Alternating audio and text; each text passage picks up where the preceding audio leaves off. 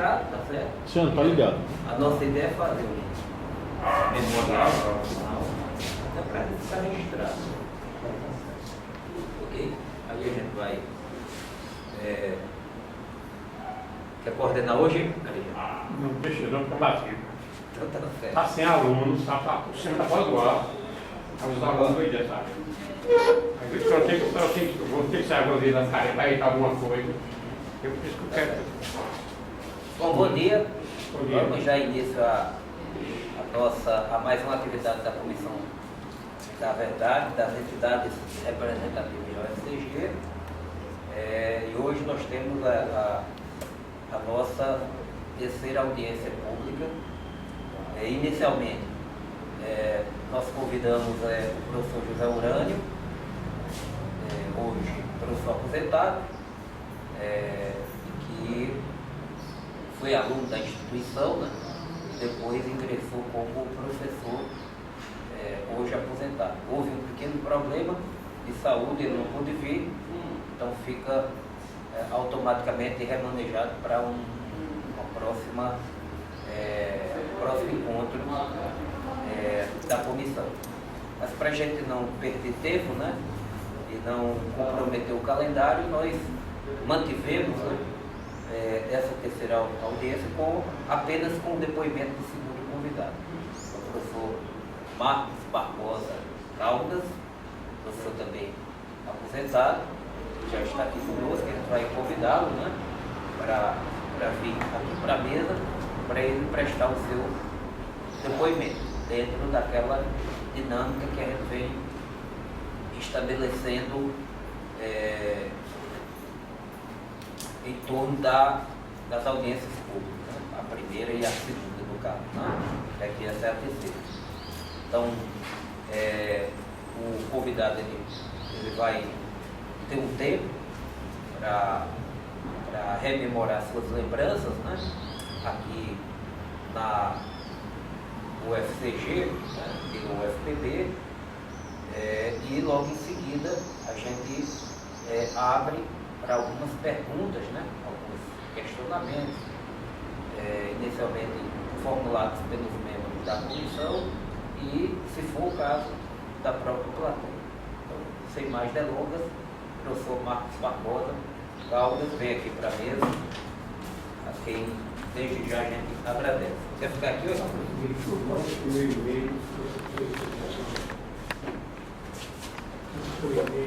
Fique à vontade. Bom dia a todos. Bom dia. Inicialmente eu gostaria de esclarecer de que o que eu vou relatar para vocês com relação ao evento que eu participei em 1964 está muito além da necessidade, né, muito além das pessoas que participaram e sofreram as consequências, né, daquele ato da ditadura militar.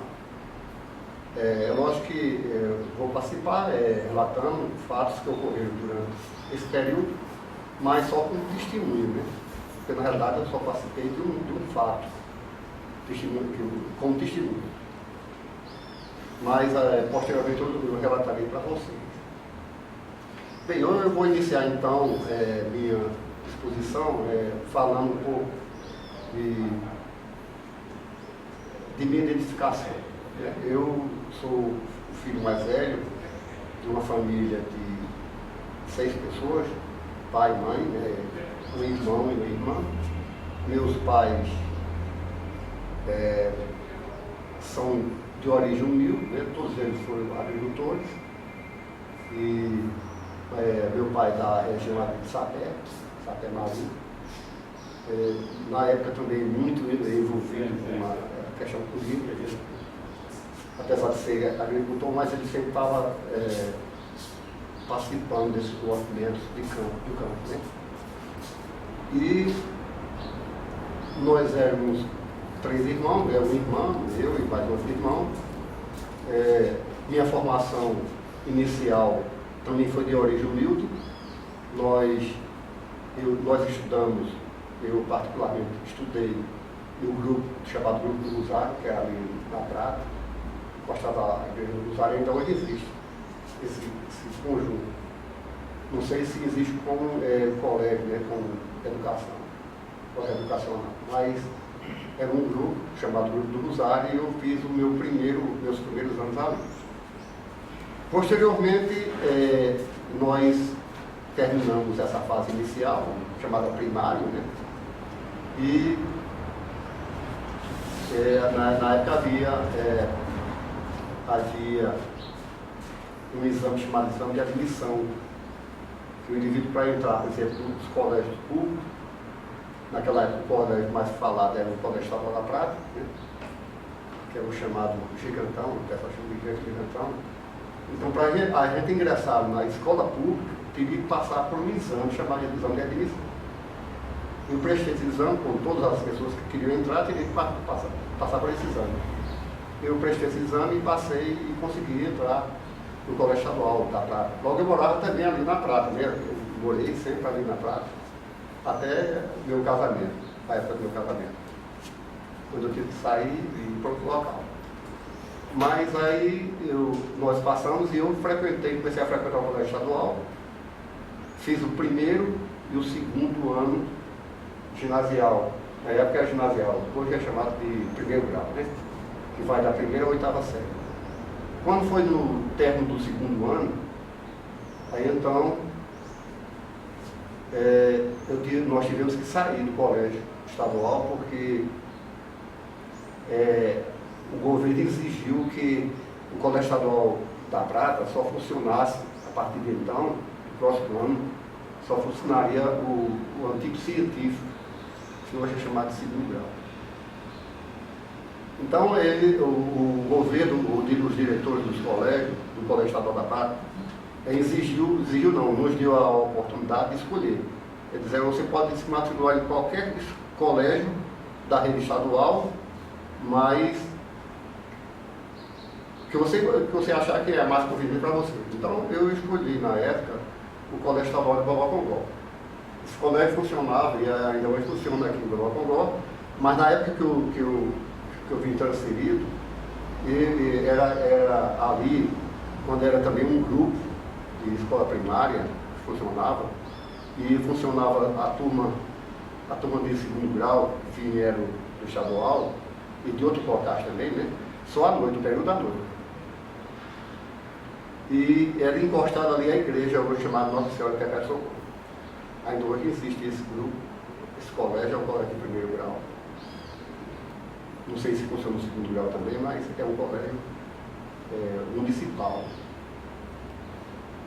Então a gente ficamos lá nesse estabelecimento durante um período até terminar o segundo grau, o primeiro grau, que era o antigo ensino colegial.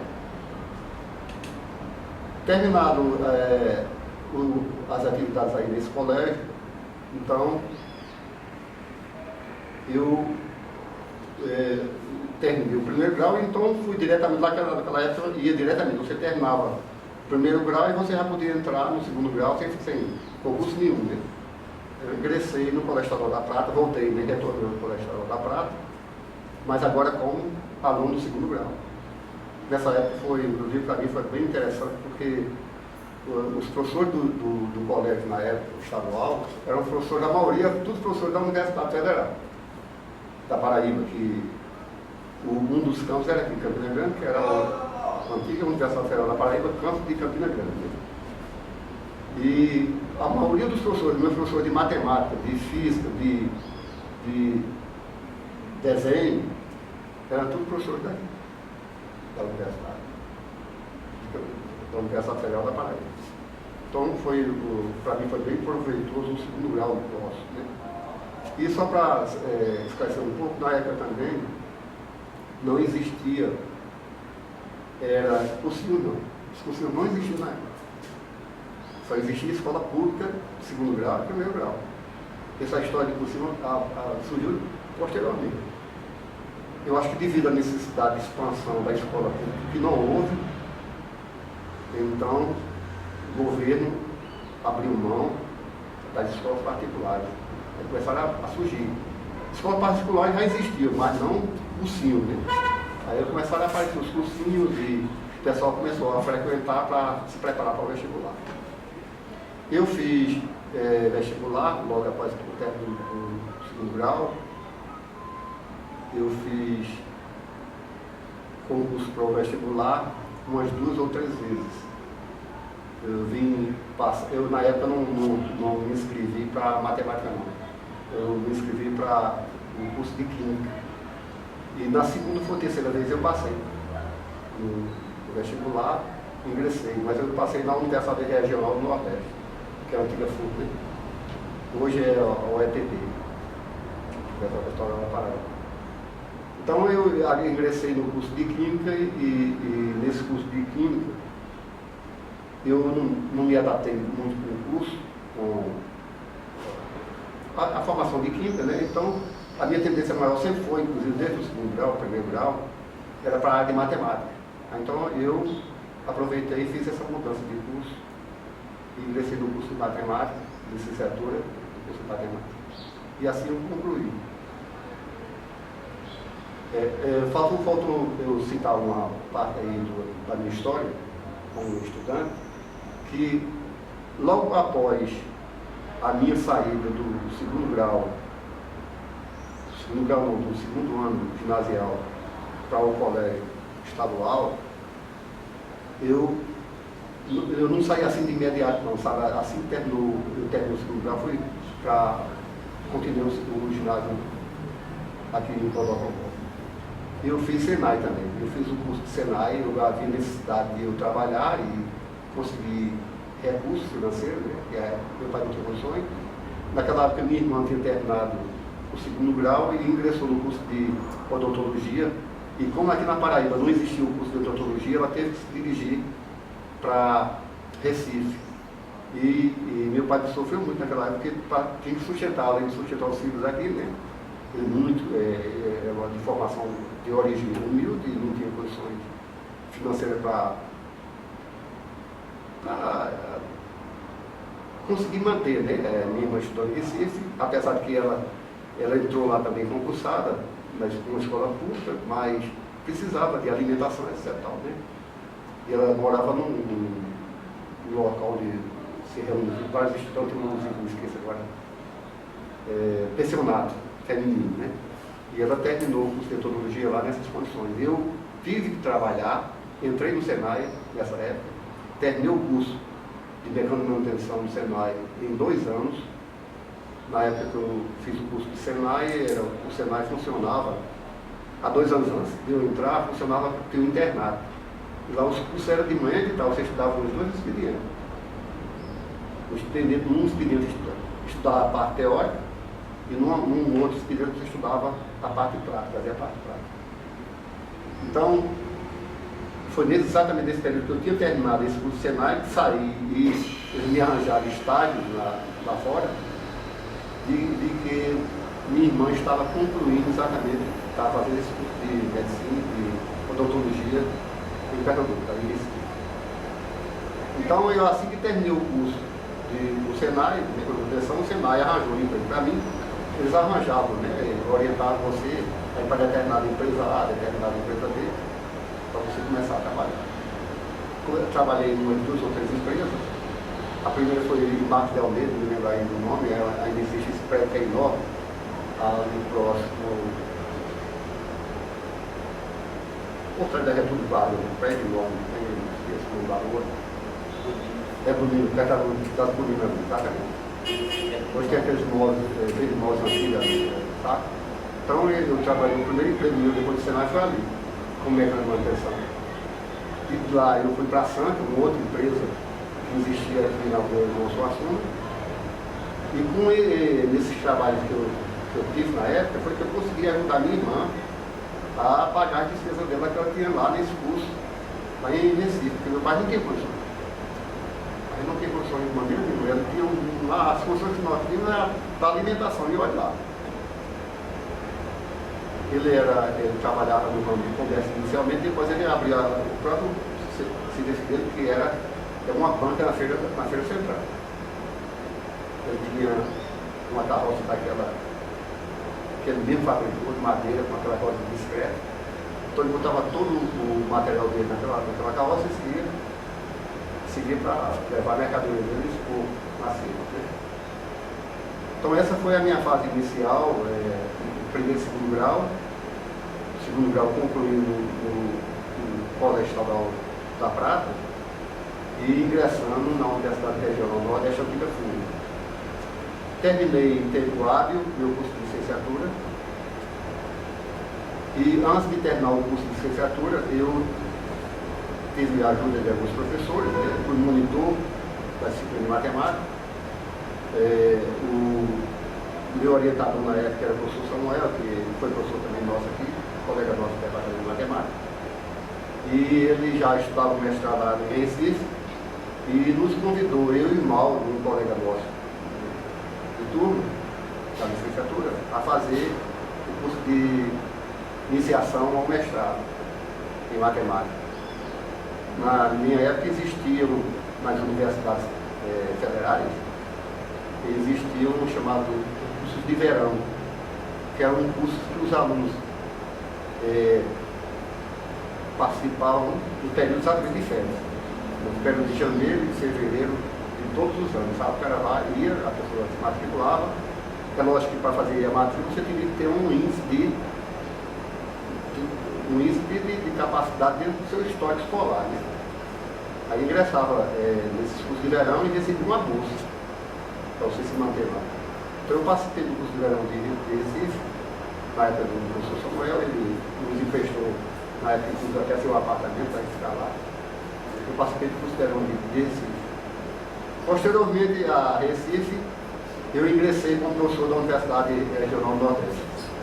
Eu ensinei lá no período de 1976 a 1977. Eu ensinei um ano, mais ou menos um ano. Foi quando houve a contratação, foi exatamente no período que eu estava terminando o verão lá em Recife, mas já era professor, inclusive, quando eu tinha terminado o curso de licenciatura, eu já tinha iniciado minhas aulas,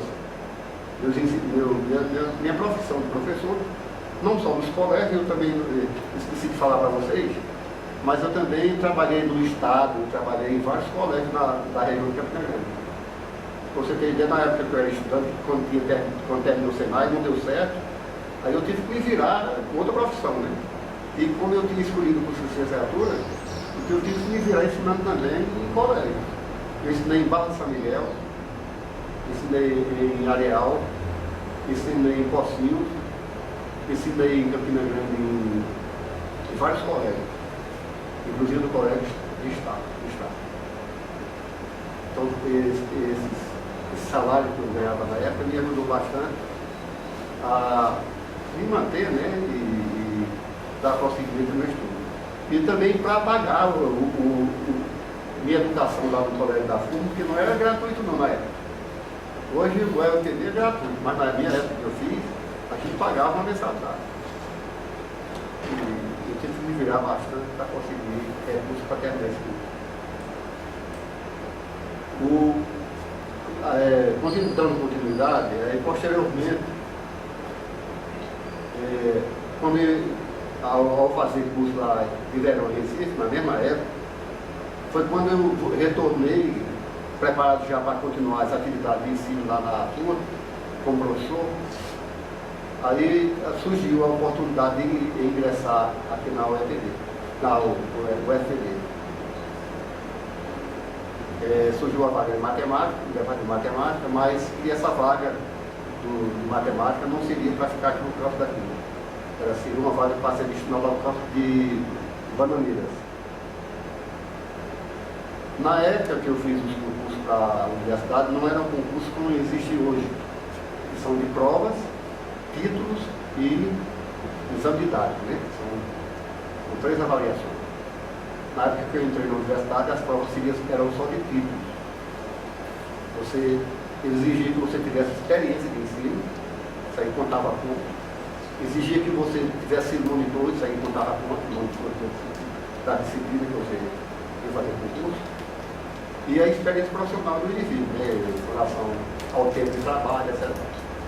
Então eu apresentei toda essa documentação, os locais que eu ensinei, a motorista que eu participei dentro da Universidade Regional do Nordeste, e concorri. Naquela época existia concorrência também, era pouca, mas existia.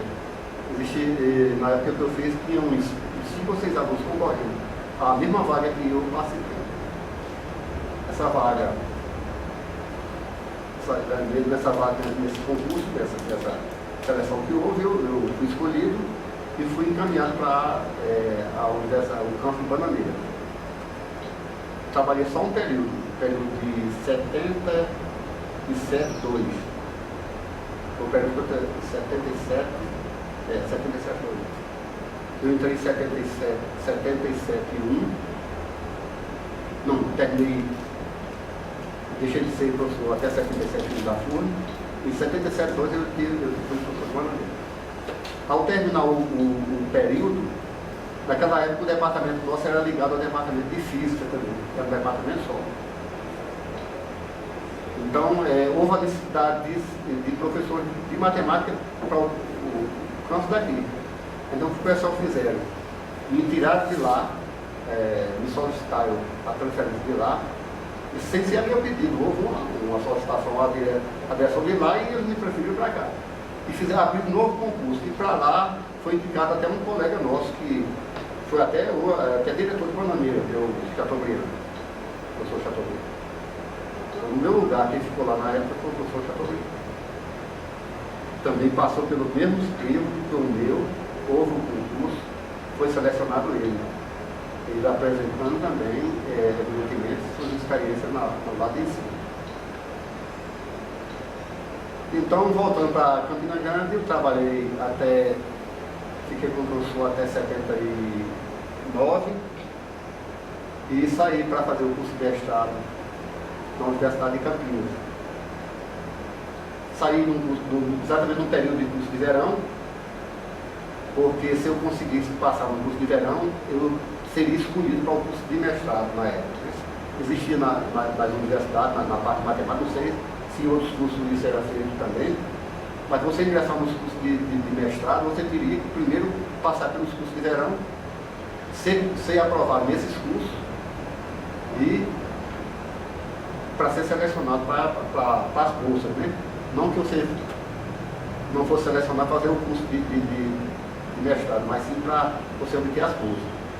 Eu também fui selecionado, fiz o curso de verão, fui aprovado no curso de verão, foi 79, janeiro de 79.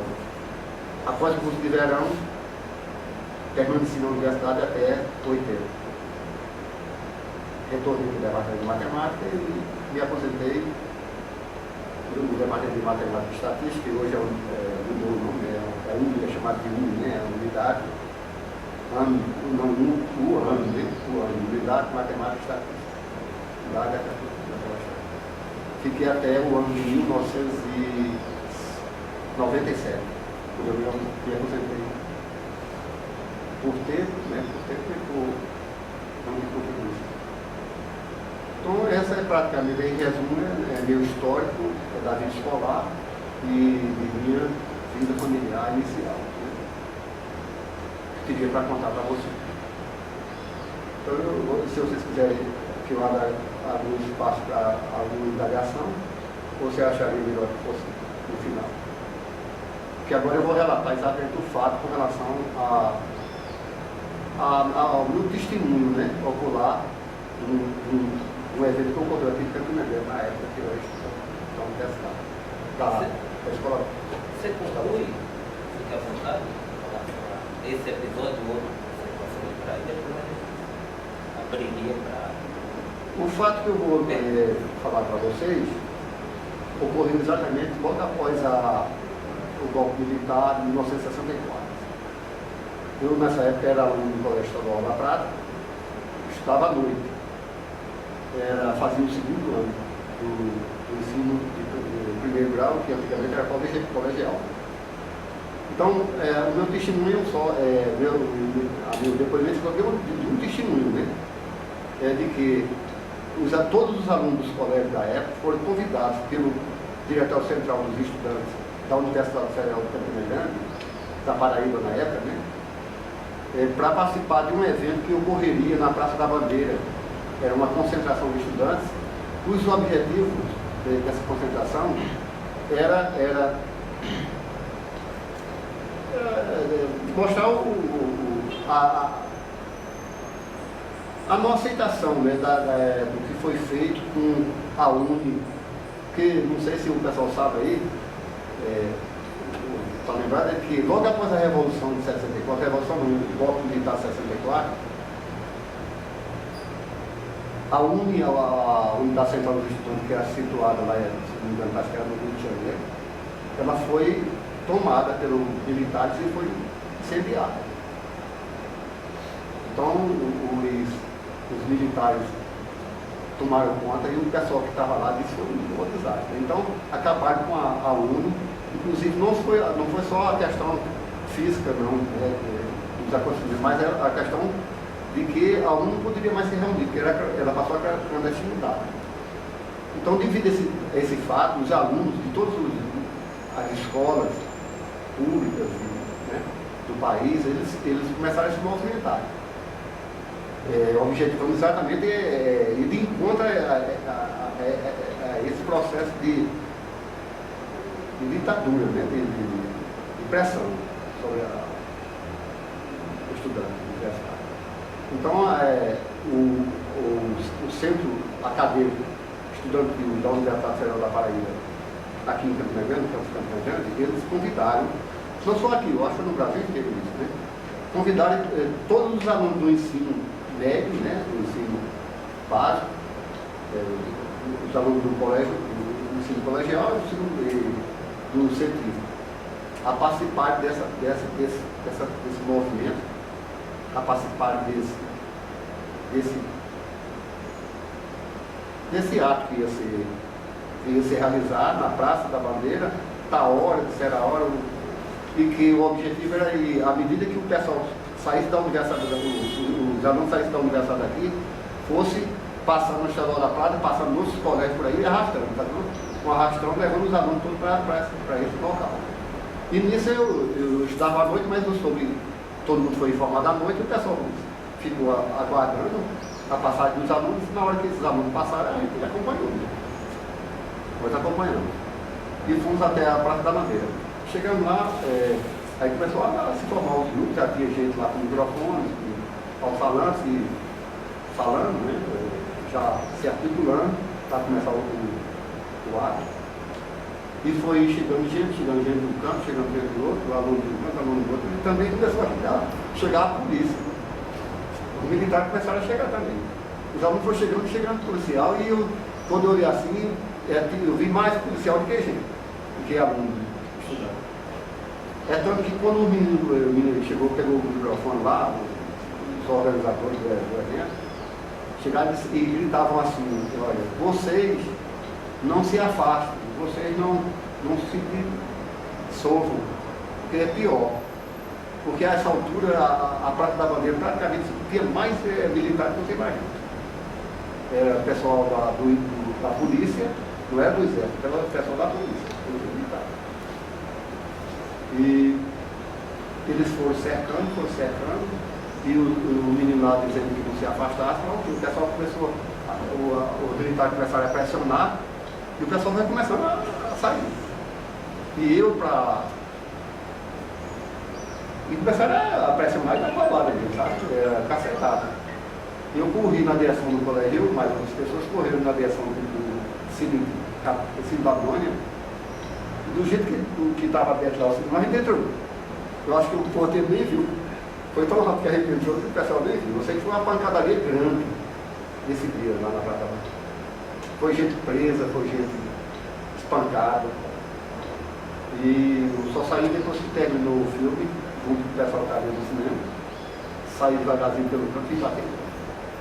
Esse é o meu testemunho que eu queria dar com relação à pressão exercida pelo poder militar na época, né, polícia, e o Exército não participou disso aí, mas a polícia, o lado militar policial estava presente. E era isso que eu tinha para contar para vocês, né? Esse evento que eu participei só como observador. Não sofri consequências de tortura, nem política, porque eu também nunca fui muito ligado ao lado político, né? As questões políticas, as questões estudantis, que a gente mais, que eu acho que inclusive esse pessoal era quem era para estar numa comissão como essa, né? Eu até sugeria que essa comissão, no final do relatório, até externasse, né, uma voto de aplauso a essas pessoas que foram torturadas e sofreram consequências muito maiores. Eu apenas fui um observador, né? Mas quanta gente sofreram pressões, né? Foram mortos, foram torturados e se afastaram do país por causa dessa pressão. Era só isso que eu queria contar. Antes de iniciar o parte das perguntas propriamente dito, você lembra exatamente a data, o mês? Foi 64 mesmo? Foi, se eu não me engano, foi na semana após a tomada do prédio lá da UNE do Rio de Janeiro. Foi na semana seguinte. Provavelmente foi Em abril. Eu acho que a primeira semana de abril. Se não me engano, foi a primeira semana de abril. O golpe foi em 31 de março, né? Foi a primeira semana. Se não foi no outro dia, mas foi na primeira semana. Com certeza. Ok. Então vamos abrir agora para as perguntas, as indagações, um questionamento e dos membros da comissão. Para quem passa a palavra. Durante o tempo que você foi professor da UFPB, no campus de Maneiras, foi transferido para Campina Grande. Então você foi uma boa, né? Sua primeira coisa aqui foi outra. Nesse período da governo de Campina Grande, foi Bananeira, você sentiu assim alguma tipo de retaliação, alguma influência militar, alguma pressão já referente ao golpe? Não. Havia na época em que eu entrei na universidade em 1977. 77. E havia, logicamente, a pressão estudantil, a pressão dos intelectuais, né, da sociedade, algumas pressões sobre o regime, né, mas dentro da universidade eu não senti muita pressão. Desse seu ciclo de amigos que você tem, qual as pessoas que pudessem uma homenagem a ele? Você conhece alguém, tem alguém que poderia nos indicar para a gente fazer essa convocação, para ele fazer esse trabalho que está fazendo hoje? Conheci gente sofreu muito. Agora, infelizmente, eu não sei exatamente o nome dele completo. Sei do primeiro nome, chamado Pedro. Ele era presidente do diretório estudantil do Colégio Estadual. No Colégio Estadual. Esse sofreu mais do que eu não sofri nada, eu apenas participei de um evento. Mas esse pessoal sofreu. Foram, inclusive, tiveram que se afastar da cidade, talvez até do país, alguns do país se afastaram. Que era o mesmo diretório estudantil do Colégio Estadual da Praia, na época. Com certeza esse pessoal sofreu. Inclusive, eu acho que essa comissão deveria, se houvesse possibilidade, porque às vezes é difícil encontrar as pessoas. Convidar essas pessoas para darem o seu depoimento. Seria interessante. Está fazendo esse esforço. Talvez vocês consigam alguma coisa dentro do diretório. Esse Pedro que você está falando aí é o Pedro Coutinho, que era irmão de Simão Almeida.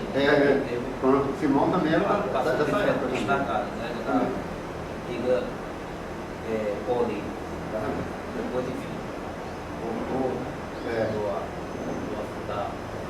Foi. É verdade. A gente vai Rememorando. fazer Realmente o Pedro. hoje aqui. Quando ele está ali no calçador, a gente deve fazer um convite para ele. Funcionário aposentado, acho que da órgão público socialista. Alguém? Na época que o senhor era estudante, licenciado em matemática, o senhor observou algum fato que remetia a esse período de ditadura, algum colega que tinha sido doutorado, que participava do movimento estudante na época? Não. Eu tive colegas, na realidade, que sofreram pressões, mas não de universidade, sabe? Fora da universidade.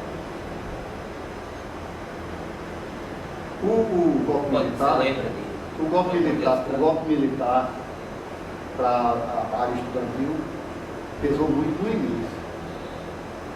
Mas depois eles começaram a se acomodar. Eu não sei se foi porque existe um movimento muito grande da parte da igreja, que a igreja aprovou o golpe militar. Aliás, a maioria da parte da sociedade aprovaram. Eu me lembro muito bem que eu acho que só os estudantes, a parte dos artistas, era quem era contrário ao golpe militar. Mas a igreja, é tanto que não houve nem o movimento, e estava previsto um movimento, havia uma resolução dentro de resistência, e isso não ocorreu. O presidente na época, se não me engano, era João do Lar. Ele, inclusive, até achou por bem entregar o barco e ir embora. Mas você lembra de algum assunto que você falou que foi atingido, mesmo que não fosse da universidade? Não me lembro do nome. Conheci pessoas, mas não me lembro. Sofreu que tipo de retaliação? Esse menino, se eu não me engano, Pedro, ele sofreu retaliação. Alguns meninos dos diretórios sofreram retaliação. A maioria deles foram presos. Os que não foram embora foram presos. Os que eu conhecia, pelo menos, todos eles desapareceram. Eles pegaram os diretórios todos, os alunos, começaram um sindicato, diretório, onde havia influência que pudesse afetar a ideia do militar na época. O pessoal foi perseguido. Essa influência, né? O senhor percebia na época a influência de organizações políticas, se tinha essas organizações presentes aqui, militantes dos diretórios acadêmicos, desse pessoal lá do Grêmio, Pedro, se existia essa influência dos partidos, das organizações na época? Era muito alta a influência da esquerda dentro do lado estudantil. Que organizações eram mais presentes aqui no Rio Grande, por exemplo? Rapaz, eu não me lembro mais dessa época, mas eu sei que existiu na época influência, inclusive, mais do lado comunista. Existe uma tendência do estudante, da categoria estudantil e dos professores também, para o regime comunista. Quer dizer, eu não entendo muito de política, não. Estou falando isso sem ter embasamento, né, para falar. Porque, na realidade, minha área é uma área de matemática e minha formação é totalmente alheia. Eu nunca fui muito atenado com essa questão política. Né? Apesar de que o homem é político, por natureza, mas nunca fui muito ligado a essa questão. Mas havia uma influência muito grande do lado comunista.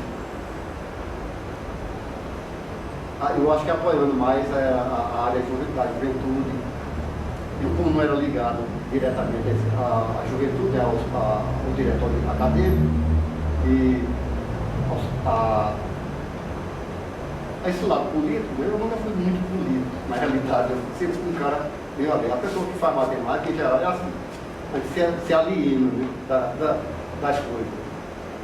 Apesar de que sabe que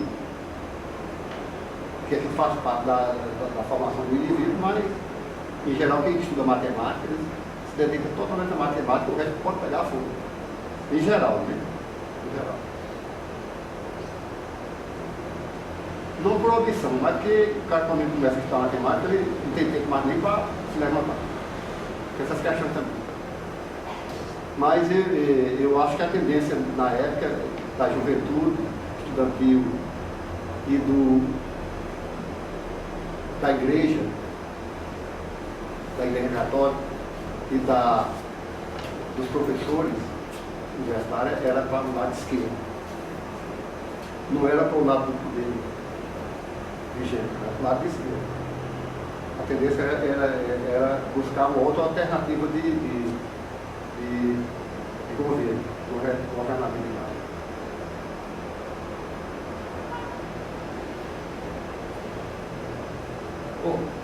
Marcos, eu tenho algumas questões aqui que eu anotei, eu vou fazendo uma por uma, tá certo? Mas você vai respondendo para você não se perder, porque para a gente é importante, quanto mais precisa a informação, melhor. Então eu vou fazer na sequência e você vai responder. Depois eu passo para você. Eu queria. Qual a lembrança que você tem do dia 31 de março para o 1º de abril aqui em Campina Grande? Foi justamente quando se deu o golpe. Você lembra o que a pessoa estava fazendo? Como foi o clima na cidade? Como as notícias que chegavam no sul? Né? Movimentação de tropas, né, que acabou redundando na queda do governo Goulart e na consumação do golpe. Você lembra exatamente o que você estava fazendo? Qual a tua impressão desse dia, né, aqui em Campina Grande? Quantos anos você tinha na época? Na época eu fazia o segundo ano ginasial, né? Foi em 1964. Eu nasci em 45, 19 anos. Estava com 19 anos.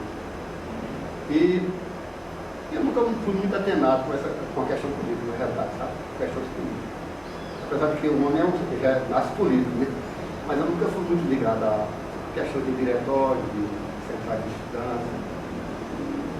Mas eu notava na época que a insatisfação das pessoas estava aumentando. Eu acho que cabia a exigência de alguma reforma, não sei, alguma exigência da sociedade. Mas assim que houve o golpe no dia 31 de março de 64 para a semana seguinte, houve, na realidade, em Campina Grande, houve alguns movimentos de rua. Esse mesmo que eu citei aqui foi um movimento que houve, né? De rua, concentração, inclusive. A ideia era fazer um comício para convencer não, eu acho que para explicar para a juventude o que estava acontecendo e que tomada de discussão devia ser feita. Porque na realidade a gente como aluno eu fui mais influenciado, porque eu não era participante político, né? Estudantil, agregado ao movimento estudantil de carreira, eu não era. Eu fui porque eu fui como curioso e como estudante a gente foi convidado a participar do evento e eu talvez até por curiosidade fui bater lá. Eu sei que eu não contei, mas eu levei até duas pauladas, duas cacetadas ainda, porque na hora que eu subi da Praça da Bandeira, que era ali mais ou menos ali onde hoje tem uma igreja evangélica, bem de frente, na pracinha que tem lá embaixo. O sindicato todo lá embaixo. Né? Quando eu corri em direção ao sindicato da época, que era corri, a polícia já estava do sindicato, estava tudo tomado por policial. Então quem conseguiu correr, todos eles eu acredito que levou uma pancada. Porque a concentração estava aqui e estava todo em contorno. Eu corri na direção, eu e várias pessoas, vários estudantes, corri na direção do colégio estadual do Cine do Capitólio, do jeito que a gente via, entramos. Eu vi o pessoal entrar, eu entrei também. E nessa passagem lá para cá, eu levei mais 2 ou 3 cafetadas. Eu e os alunos. E é tanto quando terminou o filme, que eu saí, eu fiquei preocupado, digo, será que eles vão me reconhecer? Olha, mas eu com farda, estava com farda do colégio estadual. Qual era o filme que estava passando? Eu nem assisti isso. Eu estava doido que terminasse o horário do cinema para ir embora para casa. E usava a farda do colégio estadual da Prata. Até um tempo desse era CAC, da cor dessa dos militares. Essa CAC marrom, e era marrom da. Uma lista verde lá. Uma lista verde do carro. É reconhecido em qualquer lugar. Eu digo, eu vou sair daqui, eu vou apanhar ainda. Foi pela manhã essa? Isso aí foi à tarde. Agora, Marcos, veja bem. Você falou dessa manifestação, aproveitar um pouquinho. Pular aqui na sequência, mas outra questão. Dessa manifestação, né, que houve já nos primeiros dias de abril, aqui em Campina Grande, em repúdio ao Golo. Só que, veja bem, a gente sabe de leituras, né, de outros depoimentos, né, de pessoas que viveram nessa época, de que ela não foi a única. Outras manifestações, inclusive capitaneadas por estudantes, especialmente no ano de 68, né, que significou o auge da retomada, né, da luta contra a ditadura, que teve os estudantes como protagonistas importantes. Nós tivemos muitas manifestações aqui, passeadas, inclusive.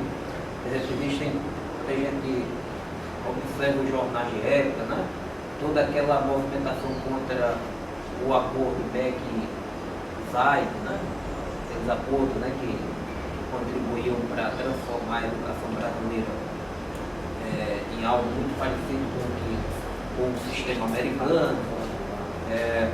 Isso gerou uma série de manifestações. Isso, inclusive, por exemplo, depois da morte do Edson Luiz, né, aquele líder aquele estudante secundarista que saiu lá do Pará para estudar no Rio, que foi assassinado, né, pela polícia do Rio.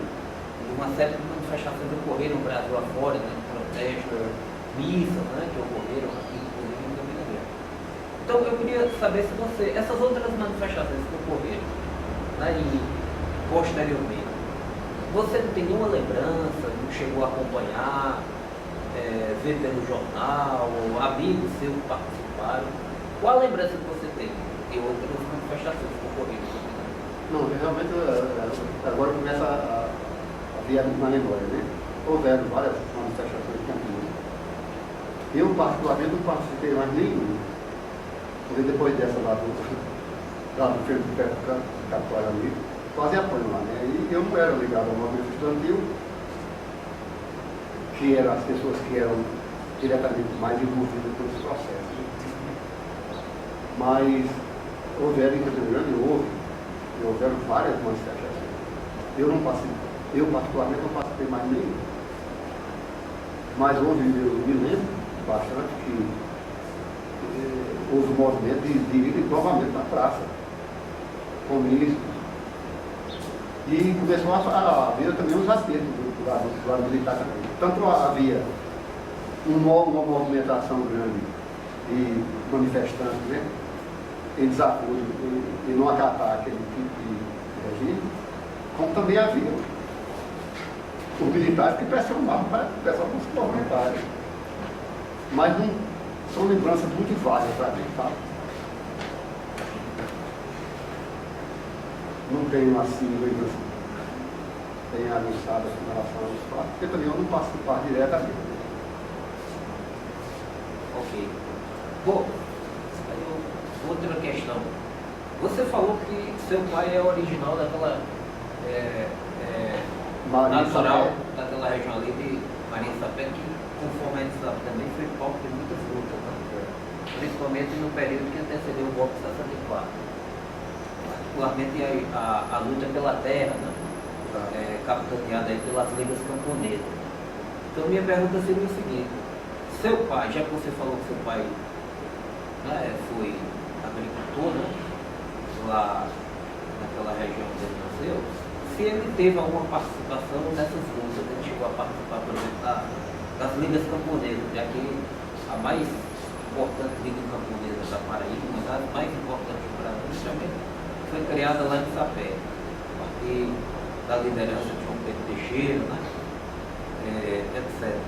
Então você tem alguma lembrança, não sei até que período você ficou lá, né, da sua vida, depois, antes de vir para Campinas.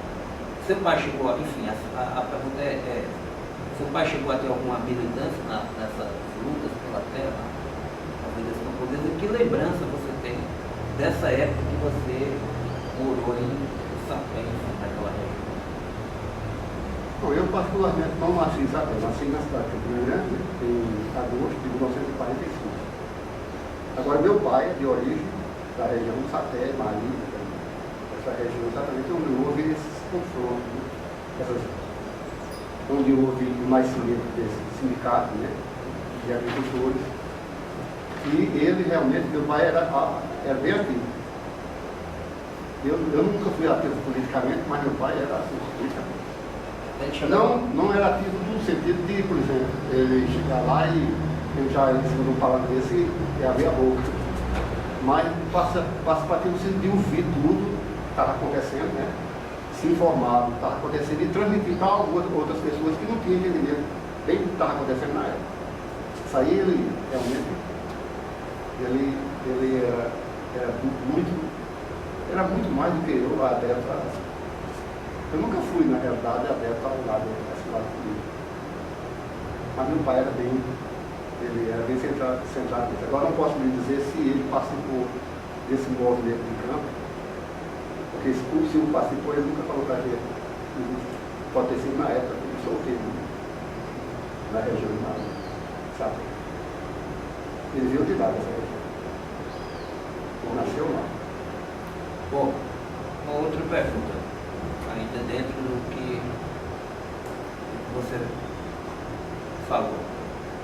Você disse que lembra claramente que na antiga FURB, né? FURB, hoje o EPB, se pagava mensalidade. Não é isso? Agora a minha pergunta é em relação. Você entrou lá, né? Depois veio para cá, para fazer matemática.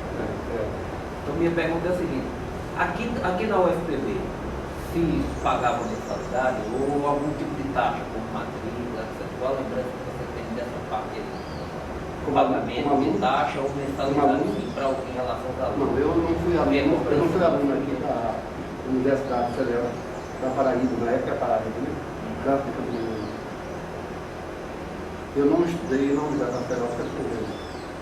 A Universidade Federal da Paraíba, Campo de Campina Grande. Eu fui aluno do curso de licenciatura em matemática plena do curso da Universidade Federal da FURB, que é hoje a Universidade Federal Estadual de Campina Grande, da Paraíba. Então eu era aluno, fui concursado no curso de Química, posteriormente mudei do curso de Química e Matemática na Universidade Estadual da Paraíba. Então eu não fui aluno da Federal de... Mas você não lembra não desse em relação ao FPB? Exatamente, você devia ter colegas, né, que estudavam aqui. Sim. Você tem alguma lembrança? Também aqui havia cobrança de mensalidade e tal? Não, eu acho que não. Não me lembro, eu acho que não. Na documentação de época a gente observa pelo menos em relação a matrícula. Eu sei que o curso... Havia, sim, A relação matrícula, eu não sei. Eu sei que o curso nosso lá, na FURB, o aluno pagava a mensalidade. Eu paguei. Para conseguir terminar meu curso de matemática, eu valeu um bocado. Tive que ralar. Primeiro porque meu pai não tinha condição financeira para manter minha irmã e esse eu estudando aqui. E segundo porque o curso era pago. O curso de matemática foi pago. Tem muitas coisas que aconteceram que eu não vou contar, porque não tem nada a ver, mas a gente tem que ralar para conseguir dinheiro, para poder pagar.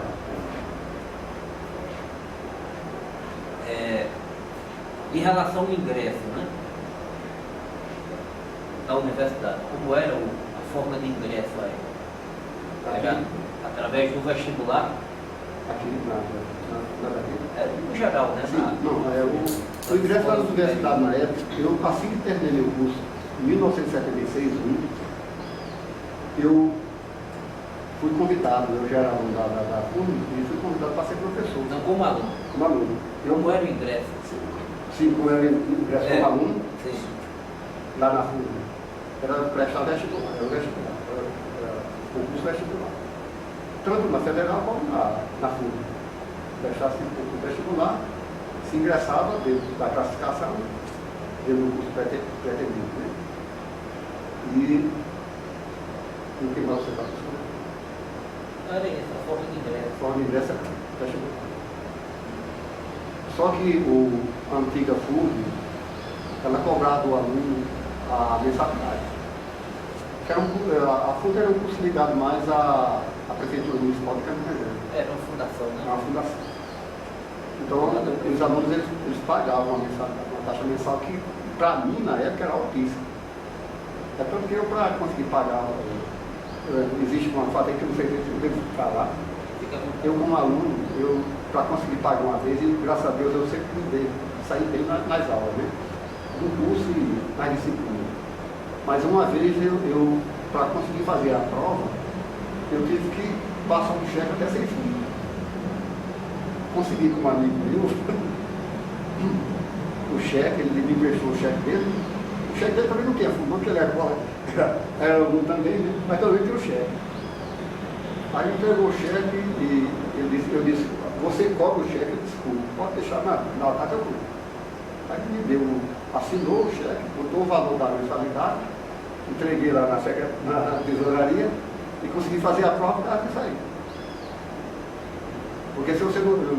Lá era assim, se você chegasse no dia da prova, ele olhava, o professor chegava com uma prova e vinha com a relação.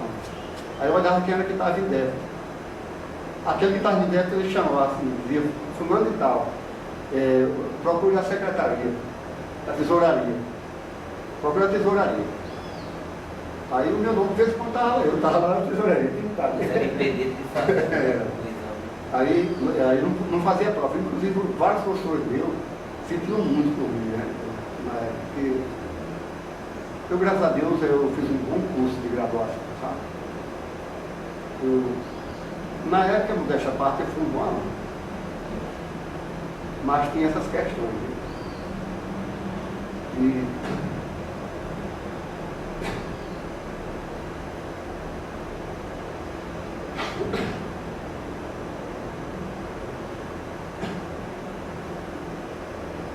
Você está preparado para fazer a prova?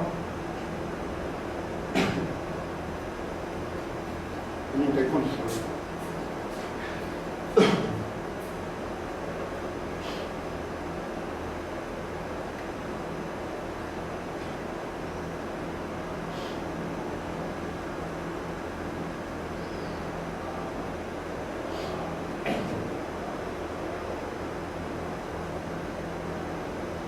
Você tem que ser chamado, né, para se retirar da sala porque não tinha pago. Isso acontecia com uma certa frequência. Comigo, Existiam era muitos alunos na situação muitos alunos. parecida com você, que trabalhava para Tinha muitos estudar. alunos que conseguiram bolsa, né? Conseguiram bolsa, mas no meu caso, em particular, sofri muito com isso. Tinha outros colegas também que passavam por situação Tinha outros colegas. vexatória. Desses cheques que eu passei, sem fim, desculpe dizer, mas eu passei com a necessidade de ter que pagar, era a prova final, eu tinha que pagar toda a mensalidade atrasada. E para você fazer a prova tem que estar em dia, tem que ter um comprovante. Tinha lá a relação de lá, tinha a relação dos alunos que ia fazer a prova e tinha a relação daqueles que estavam devendo. A minha sempre aparecia, né? A minha sempre estava lá comigo. Aí eu sei que com esse cheque eu consegui botar em dia, mas depois a gente teve que cobrir, porque depois de muito tempo de subir, o cheque era meu. Que na verdade o cheque estava no nome de outra pessoa. Depois eles descobriram que esse cheque era meu, passaram um bocado de tempo. Mas quando descobriram, o menino também não teve dúvida, eu arranjei dinheiro para ele. Foi um cheque sem fundo prosório é meu, na realidade. Na verdade, o problema não está. O problema não está, né? Não está Aquela funil lá. O problema está que isso é um desdobramento, né, da política. Da política, ditadura. exatamente. É o que? O ensino pago. Exatamente. Embora a FUNE fosse se eu não me engano, acho que era uma fundação, né, vinculada à prefeitura, poder público, né, havia essa lógica, né, que esperava A ela. lógica era Que era do ensino pago. Tudo pago. O ensino pago se tornou hegemônico a partir daí. Isso era política de Estado da ditadura. Que levava, por exemplo, a situações como essa.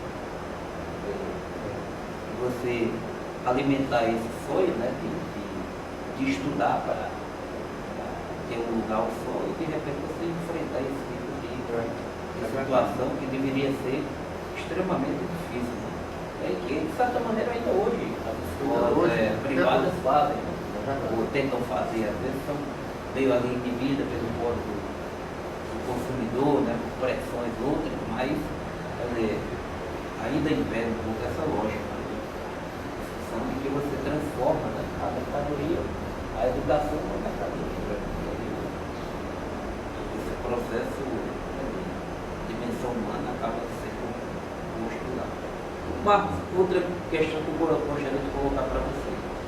Veja, aí pegando um pouco aqui o seu ingresso como professor na Universidade Federal da Paraíba. Você fala que entrou lá com Bananeira e depois foi transferido. Você falou um pouquinho de como se dava o ingresso, né? Através do concurso, um pouco diferente do que tem hoje, né? A partir, principalmente da Constituição de 88, né? Que estabeleceu o concurso público, mas havia uma forma de seleção, digamos assim, né? Para a contratação desse professor. Você falou um pouco de alguns critérios, né? A questão do currículo, da experiência, né? Etc. Mas veja bem, a gente tinha aquele período lá de ditadura e era comum haver, por exemplo, uma checagem ideológica do candidato. Então, você lembra de algum aspecto desse sentido? Vocês tinham que ir na polícia, né? Tinham que pegar um documento, né? Que comprovasse a idoneidade moral e ideológica de vocês, que não eram subversivos, enfim. Como era que funcionava ali? Na realidade, na documentação que você apresentava, além de suas experiências profissionais que você tinha que mostrar, apresentar, se seriam as experiências, você onde ensinou, quanto tempo ensinou, o que ensinou, né? Informação desse tipo. E também na polícia. Eles exigiram a documentação, uma documentação policial. Sabe quem foi você? Espécie de declaração de idoneidade. Era anexado a documentação. Marquinhos, ainda nesse campo aí, veja bem, aí você ingressa aqui mais ou menos em 77. Ok. 2. Então, como era? Quais as lembranças que você tem dessa época que você entrou aqui? Quem eram os professores? Como era o ambiente na universidade? Como eram as aulas, a relação com os alunos, a participação, os professores chegavam a participar dos professores, alunos, chegavam a participar da vida universitária em relação às assembleias, às reuniões de conselhos, como era um pouco o dia a dia, né? Como era também, por exemplo, as relações de condições de trabalho, de salário, como era que funcionava isso aí? A rotina, né, cotidiana da universidade e, no caso mais especificamente, as condições de trabalho e de ensino que os professores enfrentavam naquela época. E a relação com as autoridades, diretor, chefe de departamento, diretor de centro, ou das escolas, né, a Politécnica, nessa época eu acho que já era centro, né? CCT, que já existiu por essa época, como era que se dava os processos de escolha. Queria que você falasse um pouquinho da vida cotidiana que você passou a enfrentar quando ingressou como professor aqui em 76.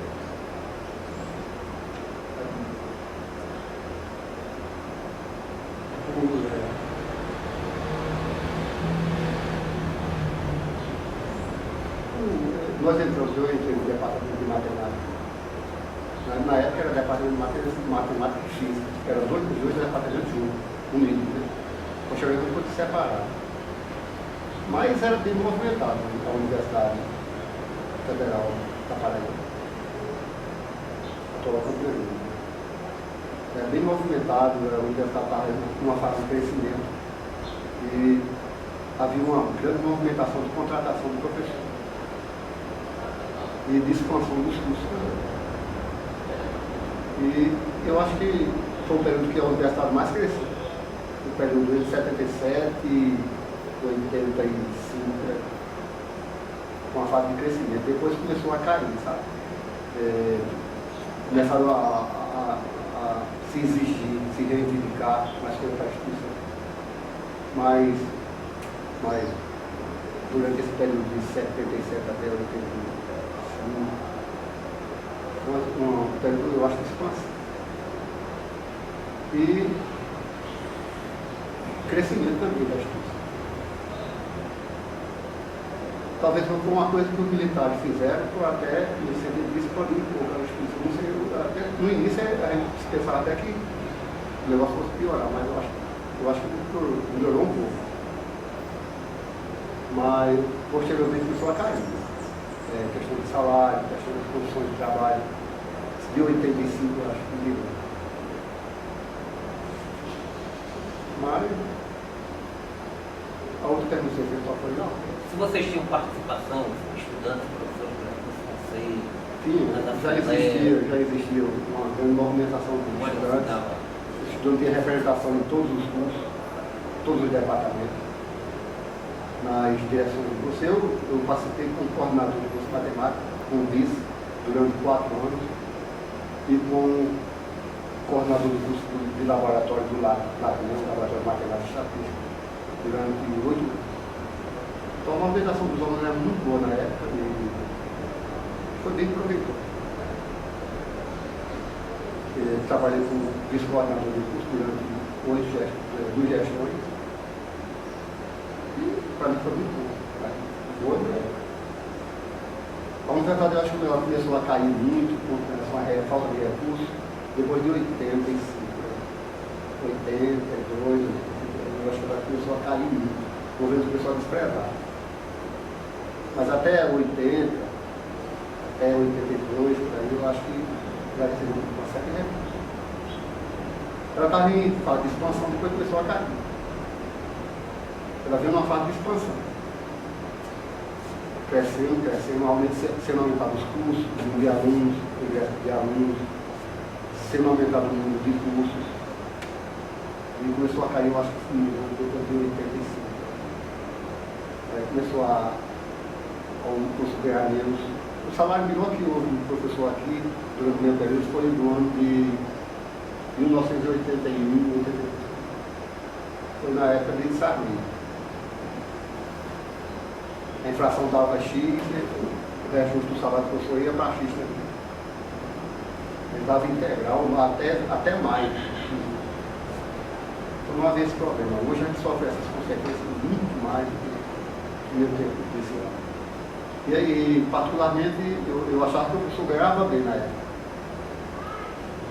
Eu não ganhava bem. O salário do professor era, para mim, né? Eu como aluno que vinha de uma família pobre, né, para mim era altamente suficiente. O salário começou a cair depois de 85, 83, 85, começou a perder valor, perder. Hoje o salário do professor não vale quase nada. O Marcos, veja bem, vocês corriam, digamos assim, a boca pequena, né? entre vocês, enfim, aqui no campus, na comunidade, quais as notícias que corriam acerca da presença de gente infiltrada na repressão? Havia indícios, né? Ou vocês escutavam comentários nessa época de participação de gente na repressão aqui, Demindu, Alcaboê, órgãos do regime que atuavam aqui dentro? Você tem notícia ou alguma lembrança? Eu vou falar com toda sinceridade, professor. Eu não senti isso.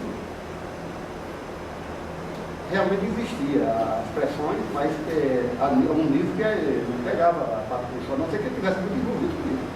Como a gente da matemática é muito envolvido com cálculo, a gente realmente era meio alienado, na realidade, com essas questões políticas. Porque o professor, o aluno de matemática, ele é um pouco diferente do aluno de outras matérias, de outros cursos. Porque ele na realidade, o aluno de matemática, ele se aliena muito também com a matemática. Aliás, não dá tempo. Se o cara for estudar, não dá tempo. Todo tempo é pouco. Aí o cara tem que se alienar. Se aliena de um jeito que você pega a noção está acontecendo no mundo. Você tem uma ideia, o tempo que o cara para se dedicar à matemática é mínimo, porque você não consegue nada, né? É tanta coisa para você adquirir, que você esquece a política de lado, esquece até a família. Aí talvez isso tenha influenciado exatamente na minha atenção maior, né, do lado político que estava acontecendo. Quantas pessoas não morreram na época, né? Foram assassinadas, foram torturadas. Mas a gente estudando na matemática, eu particularmente senti esse problema que houve, né, na Praça da Bandeira, essa pressão que houve nesse tempo, eu passei com isso e lá para cá, mas nunca, também não foi mais. Né? Eu também não passei mais movimento nenhum. Talvez até tivesse ficado com medo, né? Que eu tivesse lavado o céu. Eu sei que eu não passei mais de movimento nenhum. Depois desse evento que eu passei lá na Praça da Bandeira. Você não tem nenhuma lembrança, por exemplo, assim, de presença política? Não. Se houve, não chegou ao meu conhecimento. Para fechar, pelo menos da minha parte, veja bem, esse período que você entrou, 77, é um período, digamos assim, de fez um pouco essa evolução, né? E também pela forma como você participou, né? Mas de todo modo, 77 vai ser um momento assim, de retomada um pouco das lutas mais públicas, né? Contra a ditadura, passando aquele período mais duro, né? Tanto é assim que, por exemplo, isso vai redundar na retomada, né, da organização das entidades estudantis e até docentes. Eu lembro aqui que um ano depois que você entrou, foi fundada a nossa hoje, a nossa. Foi um ano posterior. Então a minha pergunta é o seguinte,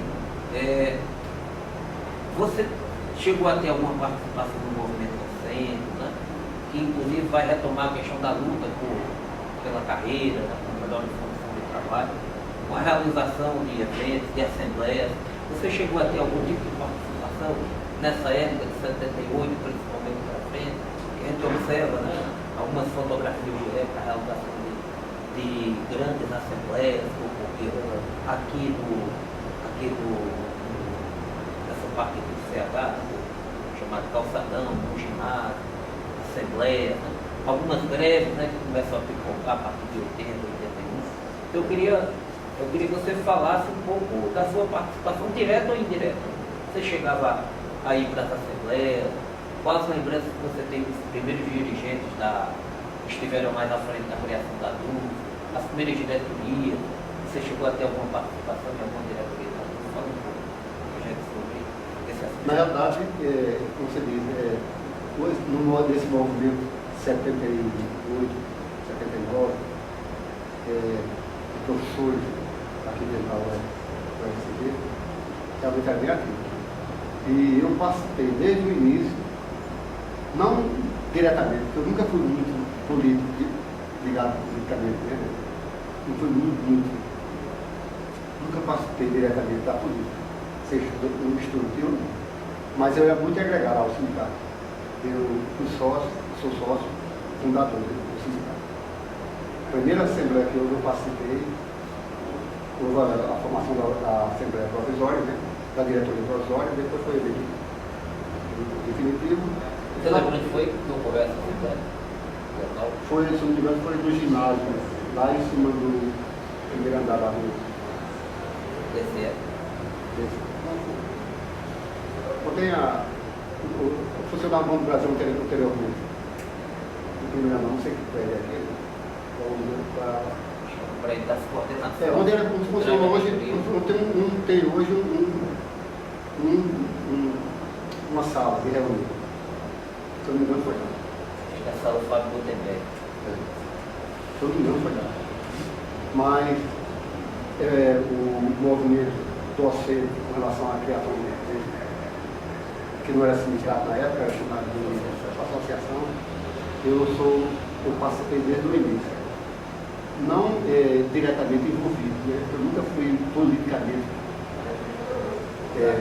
engranjado. Era mais ouvido do que engranjado. Agora, lógico, nunca deixei de emitir meu parecer, meus pontos de vista, etc.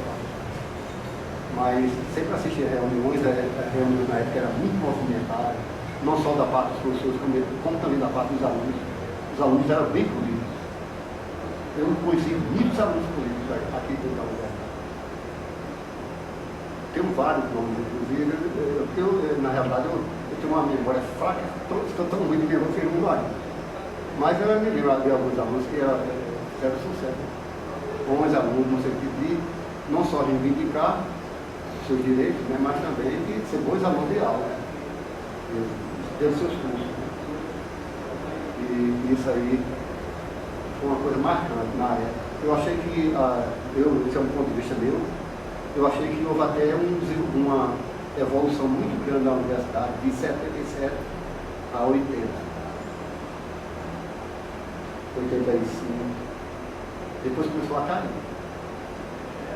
Não só cair a questão dos movimento sindical nosso, apesar de que passou de associação para sindicato, né? Mas começou a cair a movimentação que era maior antes, começou a diminuir. E não chegou ao que nós chegamos. Hoje você abre-se uma sessão nossa aqui do sindicato e a quantidade de gente é mínima. Porque já foi cheio, que a maioria das pessoas não era políticas diretamente, né, enraizada politicamente, mas gostava de assistir, de participar e de contribuir, né, de alguma forma. Você lembra quais eram as principais lideranças, né, que estiveram à frente dessas primeiras diretorias e as principais bandeiras de luta? A bandeira de luta sempre foi, eu acho que vai ser a vida toda em relação à necessidade do ensino, né, as condições para ensinar e as questões salariais também. O professor é um trabalhador que ele tem suas despesas, tem seus compromissos, né? Não só com relação à sua família, mas também com relação à sua formação. Isso exige que o indivíduo receba um salário digno. Então, sempre houve movimento do professor, do sindicato, com relação a essa reivindicação.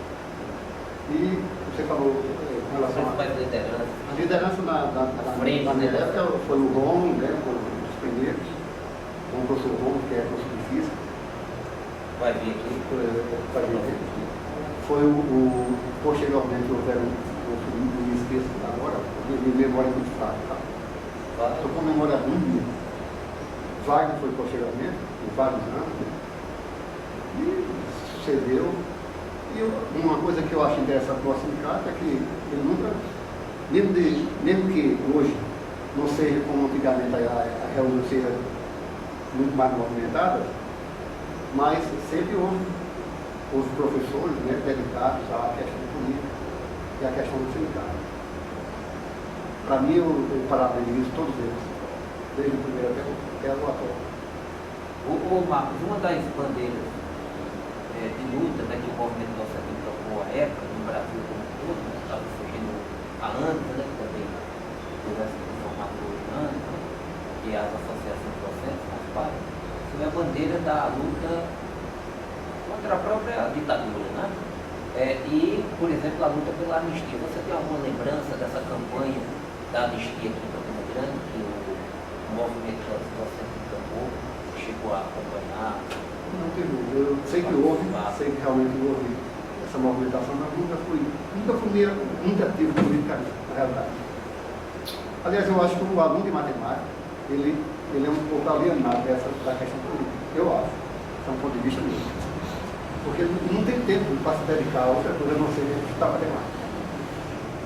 É um aspecto de alienação. Porque se você não se dedica exclusivamente àquilo, você perde uma grande oportunidade de conseguir várias coisas. Agora tem professor, tem pessoas, né? Existe pessoas, matemáticas que foram políticos também. Mas isso é uma coisa errada. Se você olhar a biografia da maioria dos matemáticos, são meio alienados com essa questão. Com relação à questão política. Alienados não porque queiram ser alienados, sabe? Mas porque não dá tempo de você se dedicar a tudo, sabe? É uma coisa que a matemática exige de você uma concentração enorme e dedicação de tempo.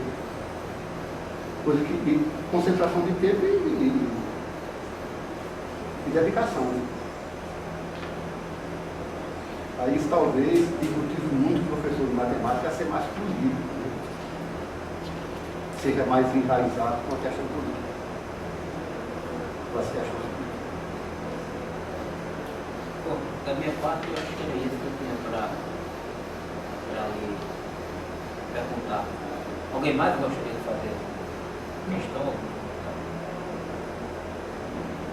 Bom, e não tendo mais questões, né, a gente desde já agradece, reafirma, né, o agradecimento ao professor Marcos Barbosa Galdas, né? Ele disse que muito humildemente, né? Tem muito pouco coisa a nos dizer, né? Particularmente aquele episódio da Praça da Bandeira, mas acabou sendo, né, um depoimento muito significativo. Acho que eu acredito que para você, né, poder rememorar essas lembranças, algumas inclusive dolorosas, né? Mas que são importantes,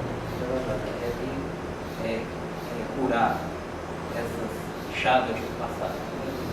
Ao mesmo tempo que você está prestando um serviço relevante para que a gente possa reescrever essa página tão sombria da história do Brasil, que tanto impactou o ambiente universitário, que ainda hoje deixa sequela do que é a história da ditadura e do golpe militar no Brasil. A gente agradece, né? E desejo boa sorte. Se você, inclusive, tiver alguma lembrança, né, posterior, e atualmente quiser eu tenho alguns documentos que você de época, né, que a gente pudesse reproduzir, tirar qualquer alguma documentação que pode contribuir de alguma forma, né? Comprovação. Né? Isso, algum jornal de época, alguma fonte que você tem. Se você lembrar de trazer amanhã, que a gente digitalizaria, né? E lhe devolveria os originais, porque isso vai ser muito importante para digamos assim, o fruto principal, né, do nosso trabalho, que é a confecção do relatório. A gente só vai poder, quanto mais embasado esse relatório tiver, melhor. Então, se você tiver, de fato, algum material em casa, para a gente ver posso já feito. No aguardo, amanhã você pode fazer hoje. Já lhe entrego. E a gente amanhã pela manhã e devolveria os originais. Tá bom? Legal. Mais uma vez, obrigado, e a gente agradece. Convido. Obrigado a vocês também aí. Desculpa qualquer coisa que na realidade a memória ainda está muito. Vai ter mais atividade. Está meio. Fazer o passado aí.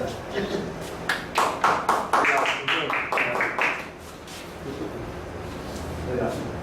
Obrigada,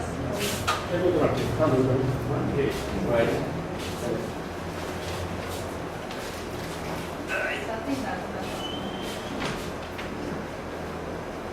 Para a semana a gente, a ideia seria, como a gente conversou na última reunião da comissão, acelerar um pouco o passo, né? Olha esse livro aqui. Tem.